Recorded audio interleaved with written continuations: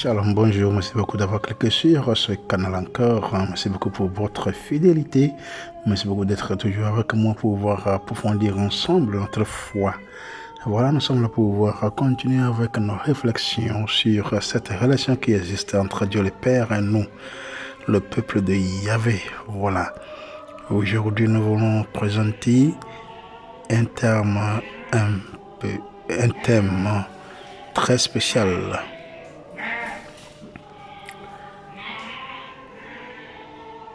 L'idée sur la providence divine.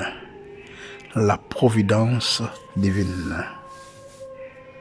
Lorsque nous parlons de la providence divine, qu'en pensons-nous? Nous savons comment ça se passe dans l'histoire de l'humanité. Et la question, c'est de savoir si Dieu peut-il intervenir dans l'histoire. Est-ce que Dieu accompagne l'histoire de l'humanité? Est-ce que Dieu accompagne mon histoire? Est-ce que Dieu accompagne votre histoire de vie? Et comme nous le savons, nous ne pouvons jamais écrire notre histoire humaine sans Dieu.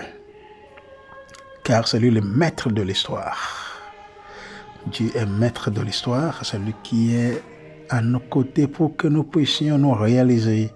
Sans lui, nous ne pouvons jamais nous réaliser. C'est pour cela que c'est nécessaire que Dieu soit dans notre histoire. C'est nécessaire qu'il intervienne dans notre vie de chaque jour. Certaines formes de religiosité pratiquantes peuvent être de véritables distorsions de l'image de Dieu provident de la Bible. Lorsque tout va bien chez nous, beaucoup de personnes ne se souviennent guère de Dieu. Mais lorsqu'elles rencontrent les difficultés de la vie, elles se tournent vers Dieu comme s'il les avait oubliés, le rendant responsable des maux qui les frappent et exige une intervention urgente pour mettre fin à la situation de malaise. Donc c'est la conception d'un Dieu bouche-trou, une véritable caricature du Dieu révélé dans les Écritures. Nous voyons nous-mêmes lorsque nous sommes en train de nous promener dans le monde, il y en a ceux qui viennent à l'église pour prier. Ils viennent à l'église pour prier après la messe, après la prière. Et tout ce dont ils en ont besoin après avoir eu toutes ces choses, ils ne viennent plus à l'église. Parce que leur intérêt, c'est seulement s'enrichir. Nous voyons cela beaucoup. Si nous pouvons copier la vie de Anne, qui a son fils, qui est Samuel. Vous voyez, Samuel qui est le fils de Anna dans l'Ancien Testament. Anna qui avait eu 84 ans avant d'avoir son enfant. Vous voyez, elle ne quittait pas l'église, elle ne quittait pas le sanctuaire. Elle priait jour et nuit avec des larmes qui coulaient. Et voilà, lorsque Dieu lui a donné d'enfants, elle a continué par fréquenter le sanctuaire pour pouvoir toujours confirmer, retisser ce lien qui existe entre Dieu et elle. Vous voyez, c'est comme ça que ça devrait être. Si on est pauvre, on cherche Dieu. Si on est riche, Dieu est très loin. C'est ce que cela veut dire. Au-delà, il faut savoir qu'au-delà de ces représentations plus ou moins répandues au niveau populaire, il est légitime de s'interroger sur la possibilité et l'effectivité des interventions divines dans notre monde. Vous voyez? Oui. Donc pour certains, Dieu ne peut pas intervenir par principe, car une fois qu'il a créé le monde, il s'en est retiré, puisque celui-ci fonctionne pour lui-même avec ses propres lois. D'autres soutiennent que Dieu intervient à certains moments, notamment lorsqu'il est nécessaire de corriger le cours des événements. Et enfin, il y a aussi ceux qui pensent que Dieu est constamment à l'œuvre dans une création fragile et corrompue. Donc, si la première ou la seconde opinion était vraie, quelle serait la toute-puissance d'un créateur incapable de diriger son œuvre? Vous voyez un peu. Donc, il faut que nous fassions attention. Dieu ne peut jamais laisser l'homme. C'est l'homme qui laisse Dieu. Oui. Dieu fait sa demeure en l'homme. Chaque fois, Dieu est là. Dès le sein maternel, Dieu est là avec nous. Ce que nous respirons, voilà la présence de Dieu en nous, c'est ça. Donc Dieu ne peut jamais nous quitter. Sauf jusqu'à la mort, où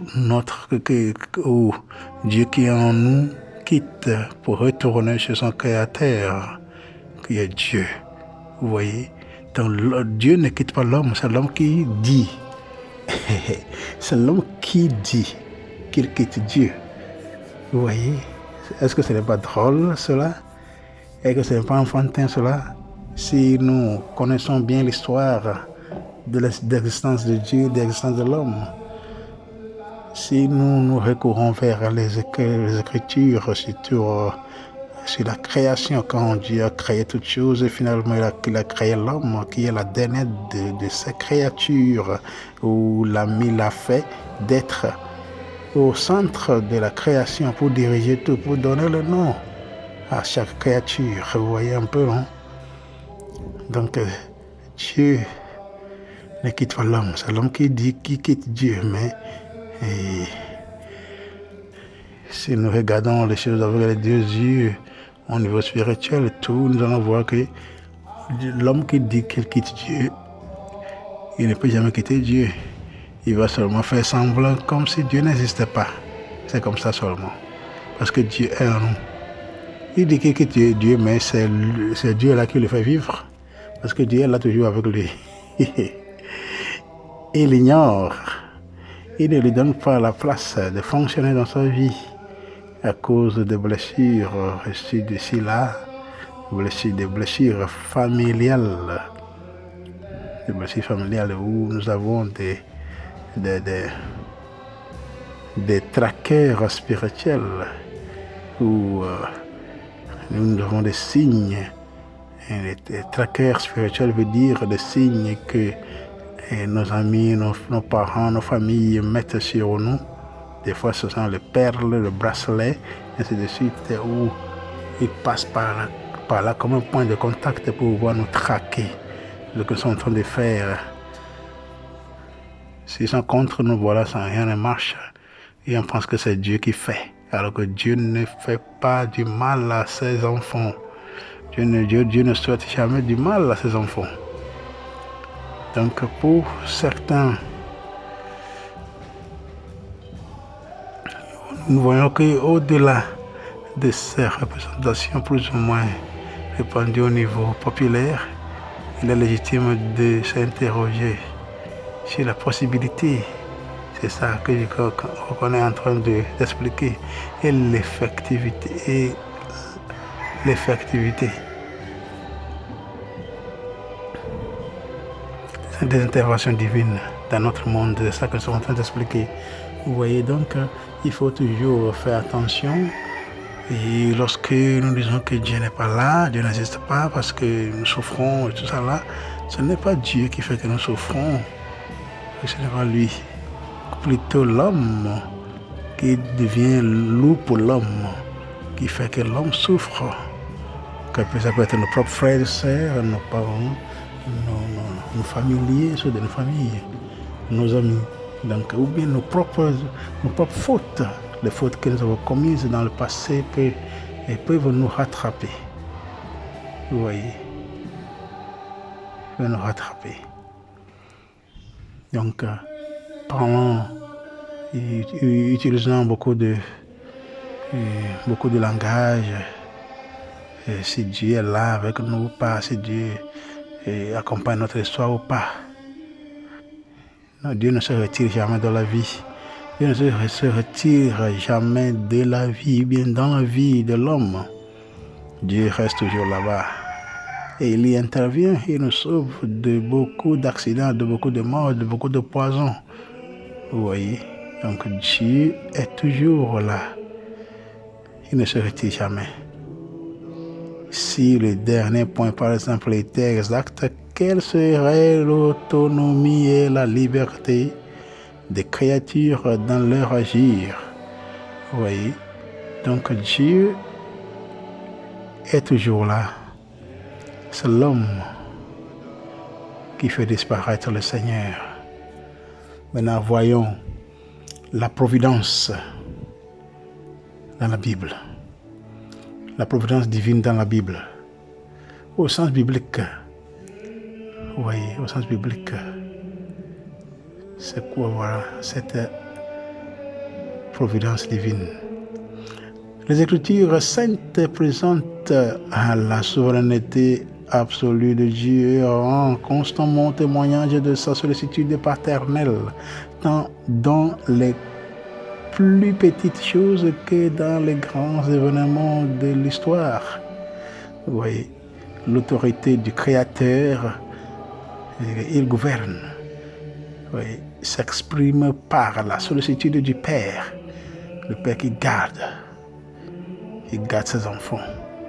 Les anciens symboles de la foi faisaient allusion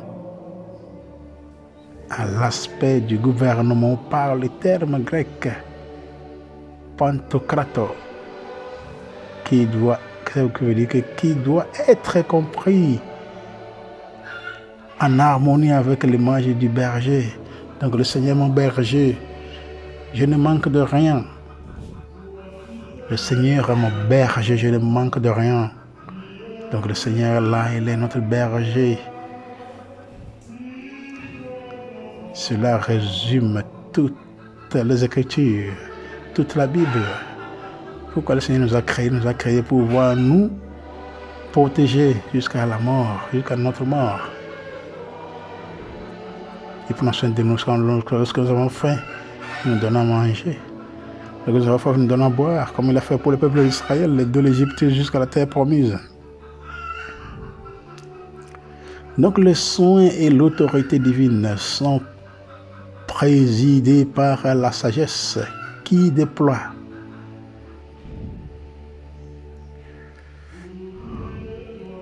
sa vigueur, ça veut dire qu'il fortifie d'un bout du monde à l'autre. Elle gouverne l'univers avec bonté. Dans le Nouveau Testament, Jésus confirme cette vision par ses actions et ses enseignements.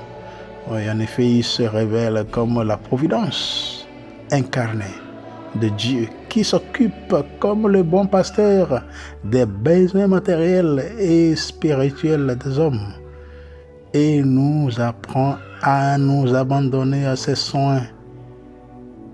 Vous voyez, donc Jésus est venu, nous a tout montré, son cœur, le cœur de Dieu, nous a démontré le cœur de Dieu, comment Dieu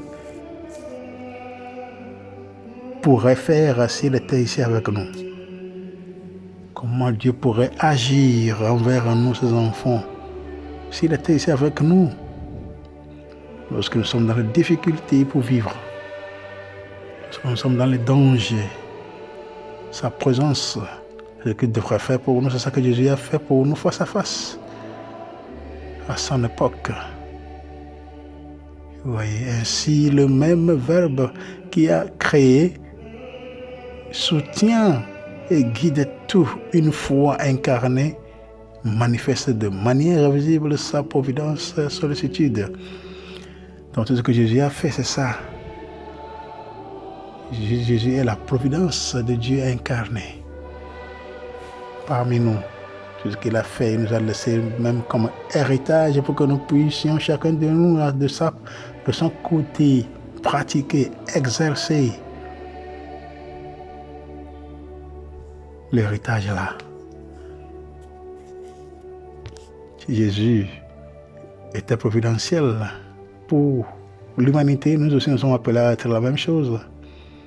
Dieu passe par nous pour pouvoir nous enrichir, Dieu passe par nous pour pouvoir nous ouvrir les portes. Nous sommes au carrefour des gens qui souffrent. Dieu veut que nous les aidions. Dieu veut que nous participions à leur futur, à leur avenir. Dieu nous a mis comme des clés dans la vie de nos frères et sœurs. Oui, les clés pour pouvoir ouvrir les portes à travers nous, qu'il y ait la vie. Avec cela, nous n'avons pas encore atteint le niveau le plus profond de cette doctrine, niveau qui est atteint en observant que la destinée à laquelle nous avons été appelés, le royaume de Dieu, est un dessein du Père qui possède la création, car il nous a choisis dans le Christ avant la fondation du monde, pour que nous soyons saints, immaculés devant lui, dans l'amour. Il nous a prédestinés à être pour lui des fils adoptifs par Jésus le Christ. Ainsi, il a voulu sa bonté à la louange de gloire de sa grâce, la grâce qui nous donne dans le Fils bien-aimé.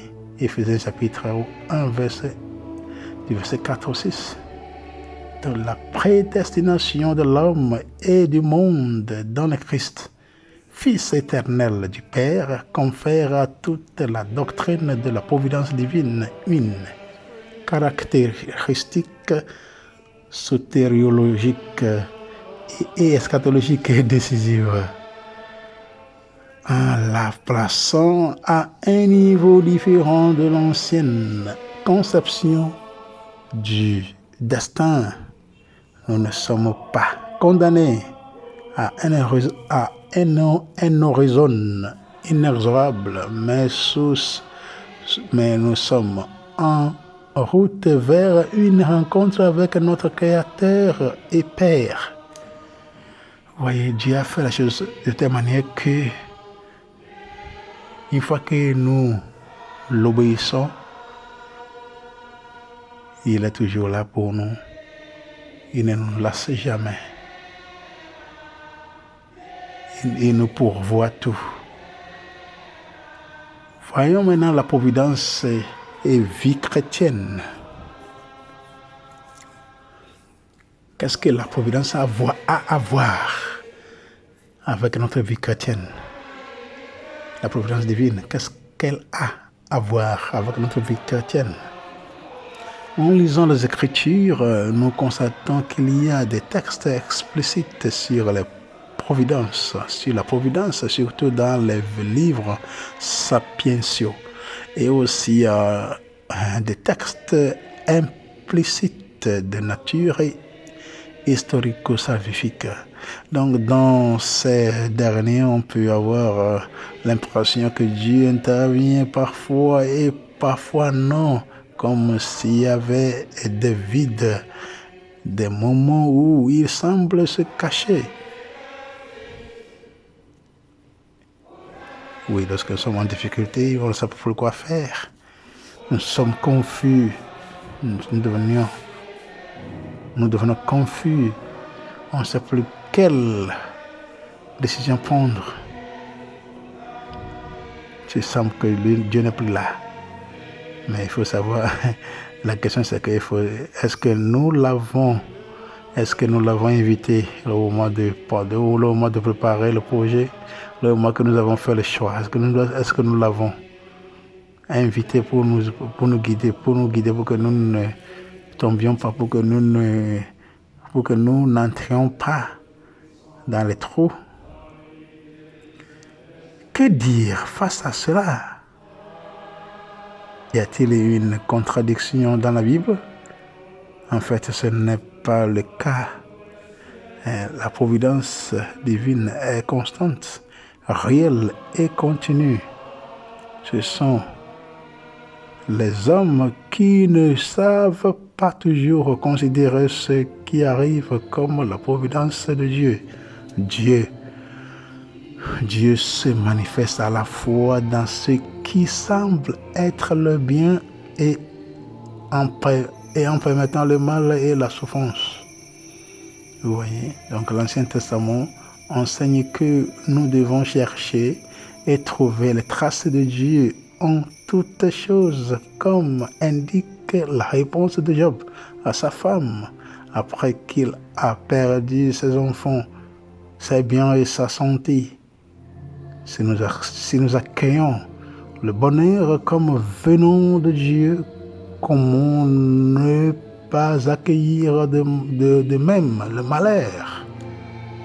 Job chapitre 2, verset 10. Voilà, nous devons toujours rester dans les normes. Si nous voulons que la providence divine nous visite, il faut que nous acceptions tout ce qui nous vient. Le malheur ou le bonheur. Comme on plante, on sème le maïs. S'il y a la pluie, s'il y a de bonnes pluies, voilà. S'il n'y a pas de bonnes pluies, si le pluie se retarde, ça vient pour se rattraper, voilà. Donc, il faut accueillir tout avec le cœur ouvert. C'est ça que nous sommes en train d'être dit ici. Donc, il faut toujours se laisser ouvert pour que Dieu pénètre dans notre vie. Il faut savoir que tout ce que nous sommes en train de passer comme difficulté est provisoire. Caractère provisoire. La souffrance ne va pas continuer jusqu'à la mort. Comme un enfant naît, un enfant naît aujourd'hui, va demain, après-demain, va commencer par bouger, par marcher, par courir, par aller à l'école, par travailler, par nous aider, vous voyez. Et aussi va devenir papa un jour. Parce que la vie est un processus où Dieu continue guidant l'histoire de l'homme. Voyons un peu voilà, l'ambivalence apparente de la providence reçoit une réponse définitive dans le Christ crucifié. Puissance de Dieu et sagesse de Dieu. 1 Corinthiens chapitre 1, verset 24. C'est ça. Donc si nous découvrons par la foi cette puissance et cette sagesse, nous nous trouvons sur les chemins salvateurs de la providence divine. La providence divine se révèle ainsi comme la marche de Dieu avec l'homme, du mystère de la passion et de la mort de Jésus, qui est la plus grande injustice de l'histoire. Dieu a tiré le plus grand bien, la rédemption de l'humanité. Dieu veut toujours le salut de l'homme, c'est pour cela que tout est comme ça. Tout ce qui ne nous guide pas, tout ce qui n'est pas en faveur du salut de l'homme, Dieu l'écarte. C'est ça que Dieu a fait dans l'histoire. C'est pour cela que tous les Israélites qui voulaient le mal pour le peuple, Dieu les a écartés, Dieu les a éliminés. Vous voyez, quand Dieu avait envoyé les gens aller vous regarder la terre de Canaan pour venir dire, rapporter cela au peuple, pour dire que voilà, la terre que je suis en train de vous donner est remplie de miel, est remplie de lait, est remplie de richesses et tout ça là. Les peuples sont revenus, ils ont menti. Qu'il n'y a pas la pluie, il n'y a pas quoi, c'est sécheresse, il n'y a pas de nourriture. On commençait par mentir, vous voyez. Donc voilà, c'est là que le Seigneur avait fait quoi? Il avait fait mourir ces gens, ces anciens et ceux qui ont fait cela, Dieu les a fait périr. ils ont perdu leur vie, parce que Dieu veut une génération nouvelle qui comprenne ce que lui veut faire avec son peuple. Oui, donc c'est très nécessaire. Le but de Dieu, la mission de Dieu, c'est que l'homme soit sauvé. Et l'homme soit sauvé toujours. Et c'est la mission que Dieu a sur l'homme. Donc cette considération a des conséquences sur la spiritualité chrétienne. C'est une libération pour l'homme de savoir qu'il est gouverné par un Dieu Père et Providence, et non par un destin aveugle. Oui. Dieu conduit l'histoire de l'homme. L'homme doit s'attacher à Dieu toujours pour réussir. C'est une spiritualité très forte. Pour pouvoir régner, pour pouvoir gouverner, pour pouvoir bien faire son travail, l'homme est appelé, est considéré, est préconisé de faire quoi? De te rattacher à Dieu en tout temps, pour que Dieu puisse le pourvoir, que Dieu puisse lui pourvoir le nécessaire pour son salut. On a vu que le témoignage des saints encourage aussi les chrétiens à découvrir la nécessité de comprendre que quand les hommes aiment Dieu, lui-même fait tout contribuer à leur bien. Oui. Romains chapitre 8, verset 28. Et ça c'est normal. Si vous savez que quelqu'un vous aime, vous aussi, vous allez vous disposer le cœur. Ou bien vous allez disposer le cœur pour accueillir cette personne-là. Parce que puisque vous savez qu'il y a un courant qui passe. Très bien. Non, l'acceptation quotidienne de la providence est un acte d'espérance théologique qui n'exclut pas l'exercice responsable de la liberté, qui fait partie du plan de Dieu. Oui. Donc il faut toujours accepter au quotidien la providence de Dieu. Oui, parce que ça, c'est un acte d'espérance théologale. Oui.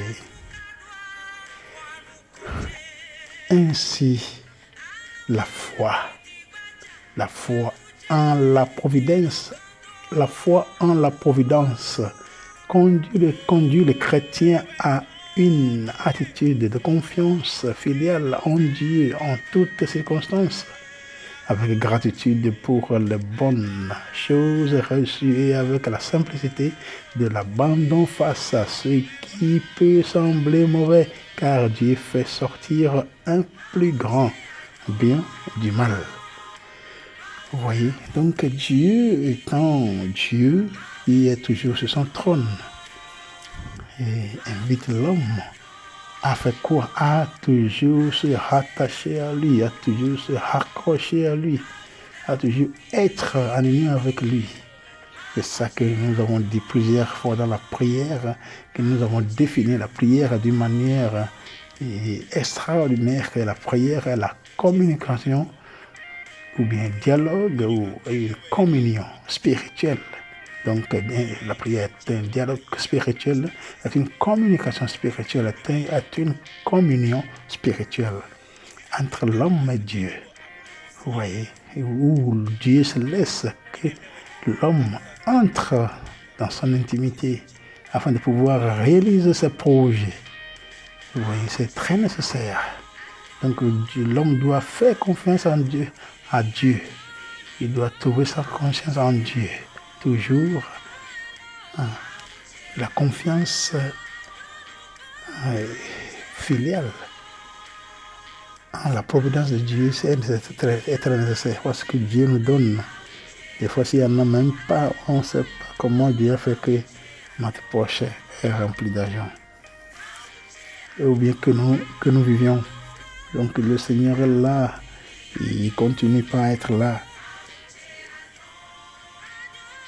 Il ne nous lâche jamais. il continue pas à être avec nous. Donc nous sommes toujours appelés à nous laisser traverser par la présence de Dieu, par sa puissance, par sa providence. Nous avons vu comment la providence avait travaillé. La providence de Dieu avait travaillé lors du sacrifice d'Isaac, quand Dieu a dit à Abraham. En ce moment-là, il était Abraham, ce n'est pas Abraham. C'était Abraham, voilà, de lui sacrifier le fils unique, l'enfant unique que lui-même lui a donné, Isaac. Il n'a pas refusé, il n'a pas demandé pourquoi, rien. Il est parti seulement avec l'enfant pour pouvoir le sacrifier, mais nous avons vu, nous avons écouté cette histoire plusieurs fois, à maintes reprises, que le Seigneur n'a pas laissé que l'enfant lui soit sacrifié, mais plutôt Dieu lui a pourvu autre chose, agneau. Donc au lieu du sang d'enfant versé par terre pour sacrifier et immoler au Seigneur, le Seigneur lui a donné d'autres choses et a donné l'agneau pour qu'il puisse l'égorger pour lui sacrifier. Vous voyez, donc la providence de Dieu. Nous avons vu comme histoire, Élie, quand Élie était parti dans une mission difficile, de retour, il avait eu faim, non? Il a demandé même au Seigneur de lui faire quoi? Périr. Au moment où il était aussi parti pour brûler le Baal, Dieu Baal, et exterminer avec ses adorateurs, ses disciples. Quand la reine voulait l'exterminer, quand il a fui, il était au désert, il avait faim. Vous voyez comment est-ce qu'il a fait pour manger? C'est Dieu lui-même qui lui a envoyé son ange, oublié ses anges, pour pouvoir lui donner à manger et boire. Nous avons vu la providence divine dans plusieurs angles dans la Bible, tant dans l'Ancien Testament qu'au Nouveau Testament. Au Nouveau Testament, il y a un seul exemple que nous pouvons percevoir alors que Jésus avait envoyé ses disciples, les 72, en une mission. Il leur a donné des règles à suivre. Donc la grande commission d'aller prêcher la bonne nouvelle. Il faut dire que le royaume de Dieu est tout proche. Mais il les a préconisé de ne pas prendre ni sac, ni argent, ni de chaussures, ainsi de suite. D'aller seulement tels qu'ils sont. Peut-être tels qu'ils sont, bien habillés, d'aller là-bas comme ça. Parce que le travailleur mérite son salaire, n'est-ce pas? Les peuples qui vont recevoir la parole de Dieu proclamée de la part des disciples vont nourrir les disciples. Donc, la providence divine va agir là-bas. Voilà pourquoi Jésus a dit. Oui. Donc, c'est comme ça dans notre vie. Des fois, nous ne savons pas, voilà, nous sommes, nous sommes surpris. Des fois, nous sommes surpris parce que on ne pensait même pas. On ne pensait même à rien. On n'a jamais à faire, on a voyagé à faire, on n'a pas l'argent suffisant. Mais voilà, Dieu envoie quelqu'un toujours de venir nous voir pour pouvoir nous donner quelque chose pour nous soulager. Donc Dieu continue par marcher avec nous dans notre histoire. Notre histoire sera toujours incomplète sans le maître de la vie, sans la source de la vie, sans le maître de la vie, qui est Dieu lui-même. Donc mon frère, ma sœur, voilà, il faut toujours se laisser, il faut toujours avoir confiance en la providence du Seigneur. Des fois, on n'a plus rien à faire. on a les loyers à payer, on a les factures à payer, on n'a pas l'argent, les enfants devraient aller à l'école. Et si on ne paye pas, on va nous renvoyer, on va nous... on dit quoi? On va nous enlever des chambres, des maisons où nous avons loué. Et nous avons des inquiétudes, on ne sait pas quoi faire, on ne sait pas par où courir. Mais Dieu est là. C'est vrai que Dieu est là, il va nous pourvoir. Il va nous pourvoir cela. Il faut toujours avoir cette confiance en lui, en sa providence. Parce que c'est vrai et c'est réel.